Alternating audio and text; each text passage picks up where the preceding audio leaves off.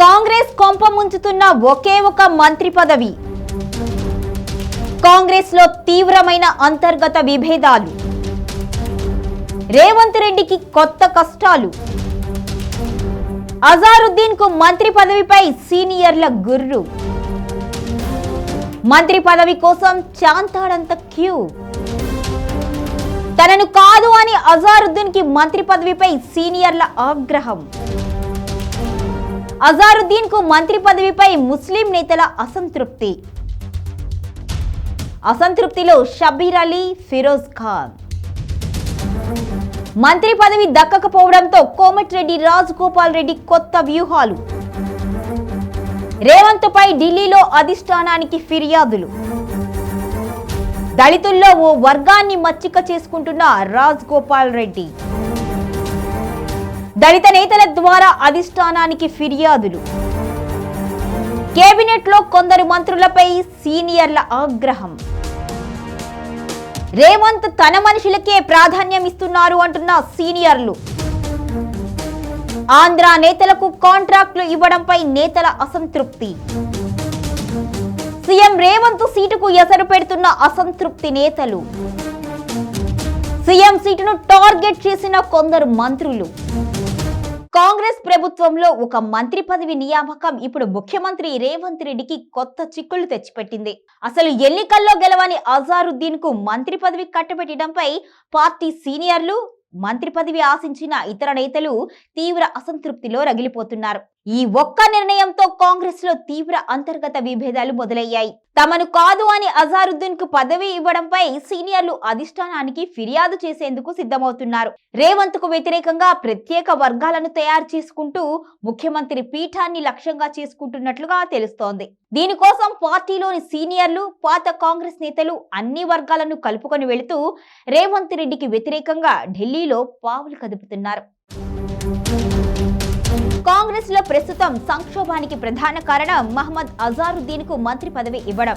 2023 assembly ఎన్నికల్లో జూబ్లీహిల్స్ నుండి ఓటమి పాలైన అజార్ కు కేబినెట్ లో చోటు కల్పించడంపై సీనియర్లు బహిరంగంగానే గుర్రుగా ఉన్నారు. ఎన్నికల్లో కష్టపడి పార్టీని గెలిపించిన వారికి కాకుండా ఓడిన వారికి పదవి ఇవ్వడం ఏమిటి అనే ప్రశ్నను ఈ నేతలు రేస్ చేస్తున్నారు. ముఖ్యంగా ఎన్నికల్లో ఎమ్మెల్యేలుగా తాము గెలిచి మంత్రి పదవి దక్కని కోమటిరెడ్డి రాజగోపాల్ రెడ్డితో పాటు అనిరుద్ రెడ్డి వంటి కొందరు నేతలతో పాటు మంత్రి పదవి కోసం ఎదురుచూస్తున్న షబ్బీర్ అలీ, ఫిరోజ్ ఖాన్ వంటి ముస్లిం నేతలు కూడా ఈ నిర్ణయంపై తీవ్ర అసంతృప్తిలో ఉన్నారు. ఈ ఒక్క నిర్ణయం సీనియర్లు వర్సెస్ రేవంత్ వర్గం అనే విభేదాలను బలంగా రాజేసింది. మంత్రి పదవి ఆశించి భంగపడ్డ నేతల్లో కోమటిరెడ్డి రాజగోపాల్ రెడ్డి ముందున్నారు.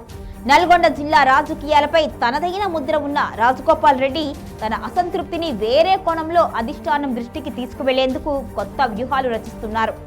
తనను మంత్రివర్గంలోకి తీసుకోకపోవడాన్ని పక్కన పెట్టి సీఎం రేవంత్ రెడ్డిని ఇరుకున పెట్టడానికి దళిత నేతలను ముందుకు నెడుతున్నారు.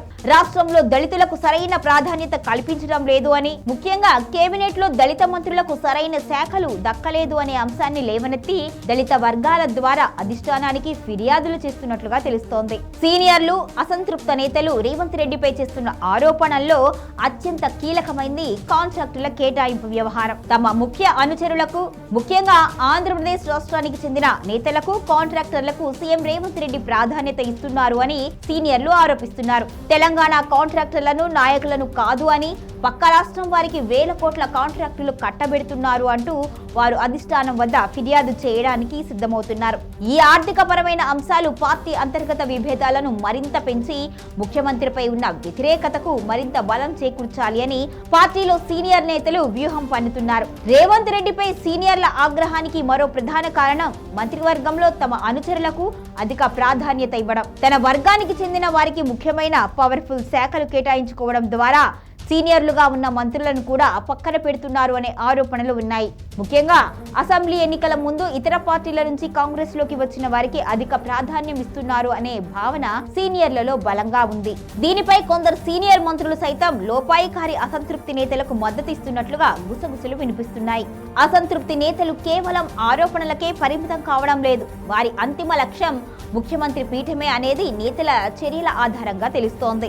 మంత్రివర్గంలో చోటు దక్కని కొందరు సీనియర్లు, రేవంత్ పై ఆగ్రహంగా ఉన్న కొందరు మంత్రులు సైతం లోపాయికారిగా కలిసినట్టుగా వ్యూహ రచన చేస్తున్నారు. త్వరలో ఢిల్లీ వెళ్లి పార్టీ అధిష్టానం ముందు రేవంత్ రెడ్డి పాలనా తీరు, ముఖ్యంగా ఏకపక్ష నిర్ణయాలు, కాంట్రాక్టుల వ్యవహారంపై ఫిర్యాదులు చేయాలి అని నిర్ణయించుకున్నారు.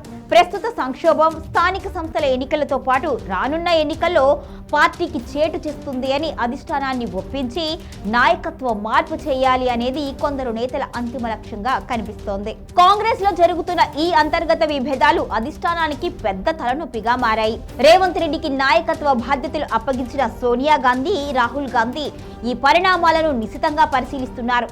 ముఖ్యమంత్రి అయిన తరువాత రేవంత్ రెడ్డి తీరుపై వస్తున్న ఫిర్యాదులు, అసంతృప్తి వర్గం బలం పుంజుకోవడం పార్టీ భవిష్యత్తుపై ప్రభావం చూపే అవకాశం ఉంది. ఈ సంక్షోభాన్ని అధిష్టానం ఎలా పరిష్కరిస్తుంది? రేవంత్ నాయకత్వాన్ని బలపరుస్తుందా లేక రాజీ ఫార్ములాను తీసుకువస్తుందా అనేది కీలకం కానుంది. ఈ పరిణామాలు రేవంత్ రెడ్డి ముఖ్యమంత్రి పదవికి ముప్పు తెచ్చేవిగా కనిపిస్తున్నాయి. వీటిని రేవంత్ రెడ్డి ఎలా ఎదుర్కొంటారు అనేది ఇప్పుడు ఆసక్తికరంగా మారింది.